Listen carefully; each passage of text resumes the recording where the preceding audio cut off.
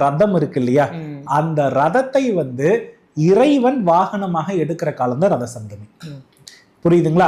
அன்னைக்கு எல்லா இறைவனும் அன்றைய ரத சப்தமி அன்னைக்கு சூரிய பெருமானுடைய வாகனத்தில் சூரியனையே வாகனமாக தரித்து வலம் வரக்கூடிய நிகழ்வு அன்று நடக்கிறத நம்ம கண்கூடாக பார்க்கலாம். அதுல ரொம்ப விசேஷம் பாத்தீங்கன்னா திருப்பதியில தான். நாராயணர் பாத்தீங்கன்னா சூரியனையே பிரபையாக, அதாவது திருவாச்சி போல கொண்டு அதை ஒரு ரதமாக வைத்து பவனி செய்யக்கூடிய நிகழ்வுகள் அந்த காலகட்டத்தில் தான் என்ன பண்ணுனா அதிகமா இருக்கும். சரி, இந்த ரத சப்தமி என்று என்ன செஞ்சா நல்லா இருப்பார்கள் அப்படின்னு கேட்டா, குளியல் முறையை காட்டிலும், நல்லா புரிஞ்சுக்கணும், குளியல் முறையை காட்டிலும் ரத சப்தமி அன்று அந்தந்த ஊரில் இருக்கக்கூடிய சிவ ஆலயம், அந்தந்த ஊரில் இருக்கக்கூடிய சிவ ஆலயம் அல்லது பெருமாள் ஆலயம், வைஷ்ணவர்கள் பெருமாளை கும்பிடுவாங்க, சைவர்கள் சிவனை கும்பிடுவாங்க. இந்த